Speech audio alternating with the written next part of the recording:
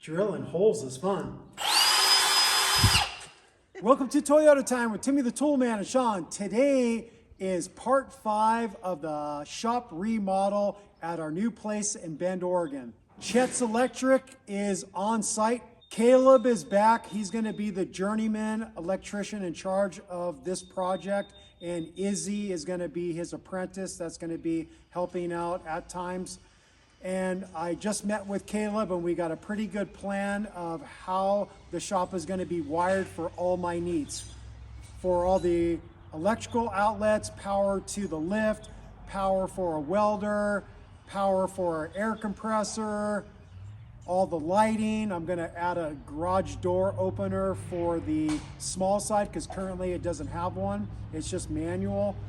And some outdoor lighting, that sort of thing. So we got a really good plan, and Caleb helped me figure out that plan. He's pretty knowledgeable. Right now, there isn't power from the transformer to the building just yet. Central Electric hasn't come out to do that, but that's fine. It doesn't need to happen before they wire the shop. So I'm stoked that this is actually gonna happen, and we're gonna get this shop wired. All right, so originally I was thinking that I would have the workbench here, but talking with Caleb, it seems like it'd be better at the back of the shop where the man door is gonna be. So I'm not gonna have a workbench right here. So coming back through here, the plan is, we're gonna have outlets probably in about the 6 feet apart area. Some people said have them every 4 feet. I don't think I need them every 4 feet, but having extra outlets near the workbench is what we're planning. So about every 6 feet on the wall, there's gonna be an outlet that you can plug into. And up above here, I'm gonna have power for an overhead garage door opener, so I can have that under power. And then this doorway, like I think I mentioned in one of the other videos, it's gonna be a double, like French door, man door, and it's gonna swing out to here. So there's gonna be a motion light above here, so when I come maybe in the dark, the light's gonna open up so I can operate the key and I won't be, fumbling with my keys in the dark. And then this is the area that I'm gonna have the workbench. You have some natural light coming in from the window, which will be nice. And then there'll be extra outlets to be able to charge batteries and to be able to plug other things that I'm using right on this workbench. I'll probably carry the workbench right to the edge of the window, to the wall. That should give me plenty of workbench space. I've never really needed anything more than that. I was operating with a workbench probably about this big, and I was able to do everything I needed. So at some point, I might build a nice welding table. Currently, for a welding table, I have just a little fold-out one from Harbor Freight, but who knows? Maybe at some point, I'll be getting into fabrication a little heavier, and I'll have a nice purposely built welding table. And then, above here, there's gonna be plenty of lighting on both sides, on the short side here and the tall side. The plan is currently to use propane heat. So we're probably gonna put a propane heater in the corner on the short side and then have an opposing one on this side, on the tall side, so they're like working towards each other. That's at least the goal right now. So I'm gonna talk to a person that is knowledgeable in this and see what they think, like what would be the proper amount of heating I would need to properly heat this. Other guys that commented, use a wood stove, pellet stove, whatever. I just want simplicity, even though a wood stove or pellet stove might be more cost effective than propane. I just want to be able to heat the space pretty quickly and be done with it and not have to feed, wood into a wood fire or have to pour pellets into the pellet stove, that sort of shit. So I think I'm just gonna go with propane heat, and it might cost me a little more, but again, this is not like a shop space that I'm gonna be heating Monday through Friday, 8 to 5. I'm only gonna be heating it when I need to be out here for a concentrated amount of time. If I'm just coming out here really quick to work like 20 minutes, I'm probably just gonna work in here and it's gonna be 40 degrees in here. So it's not gonna bug me, but if I'm gonna be working in here for any concentrated amount of time, I'm gonna heat it up to a comfortable temp, like probably 65 degrees.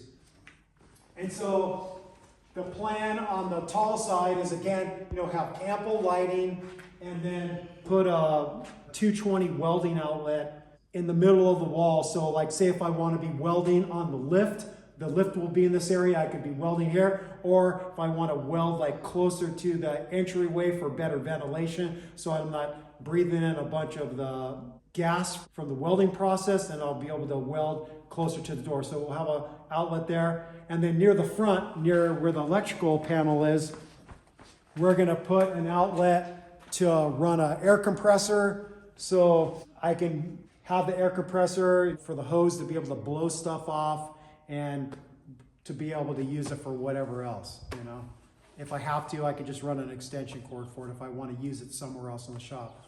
But that's sort of the plan. And I think it's a good plan. So there it is there. And Caleb was pretty smart and figured this out, that I was trying to figure out why the hell was there this doorway. And I'm pretty confident he's correct that the end of the shop used to be right here.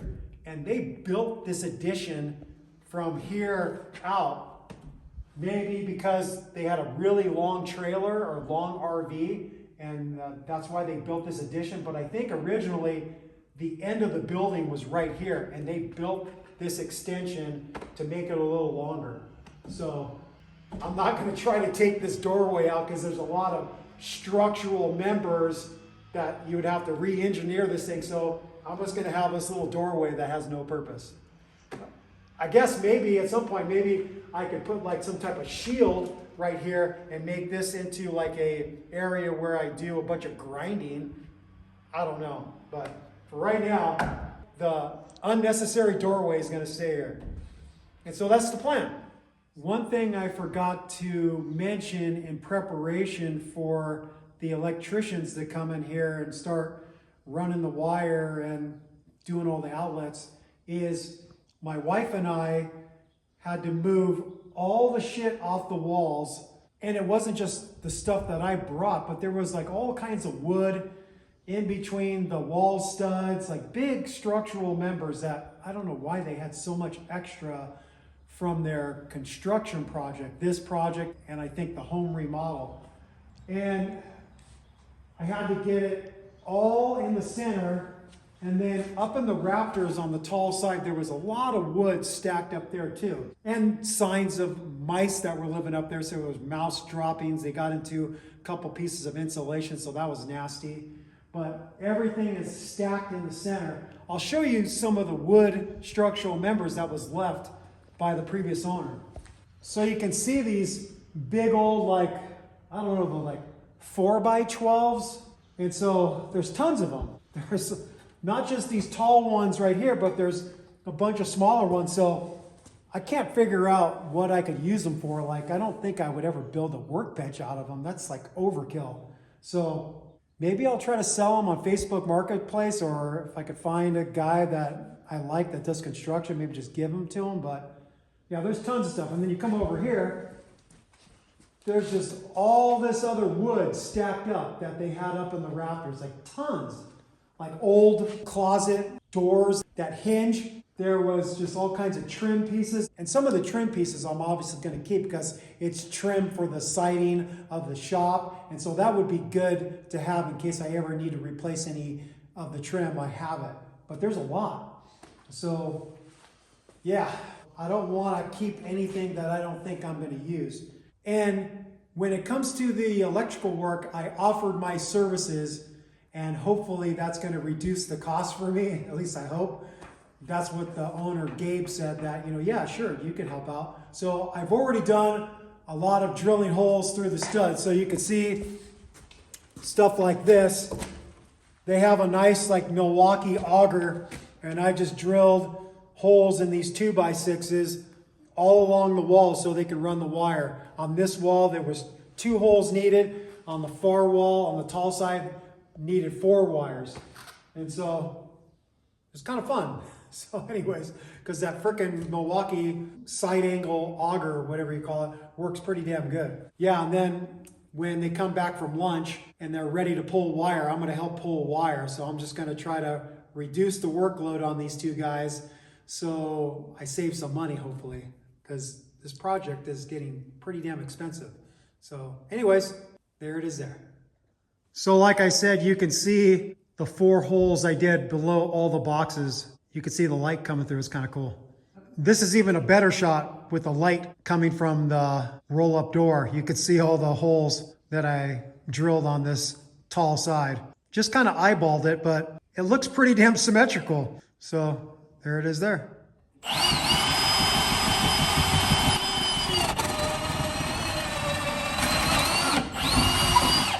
Drilling holes is fun.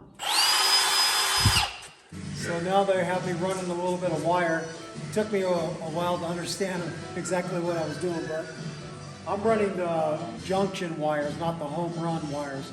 So, for example, I'm going to be joining this one, this one, this one on this one. So they got the wire on the spool over there, so I just can pull this stuff through.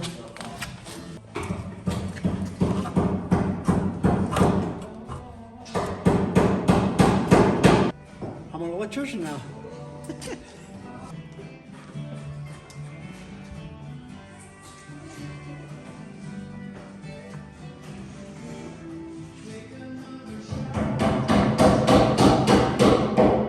So after about 2.5 days, Caleb and Izzy basically have the whole shop wired. This is starting from the panel, going along the wall on the tall side.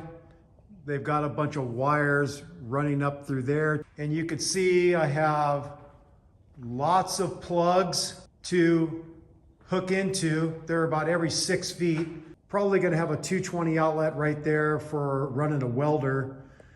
And it goes that way around the whole shop. There's ample outlets all around.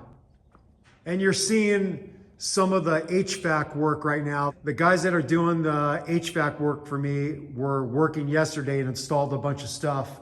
And I'll discuss the direction I went for heating and cooling in the next video. So just going all around the shop to the short side. Right here where I'm gonna be putting the double door, I'm gonna put my workbench right here.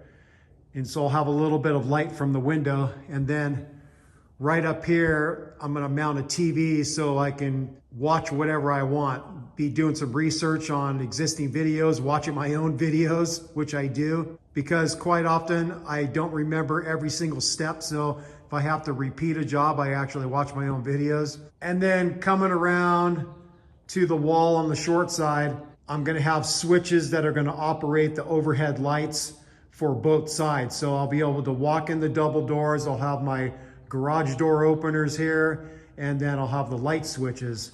Again, I have ample outlets to be able to plug stuff into. And then up above, they have it all ready to go for the lighting that they're going to be installing on both sides. So it's getting closer and closer.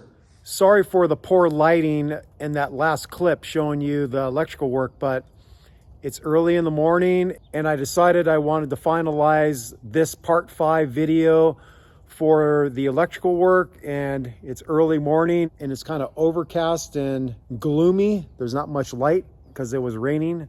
So there it is there. In part 6, I'm going to discuss with you the direction I chose for the heating and cooling of the building. Peace out.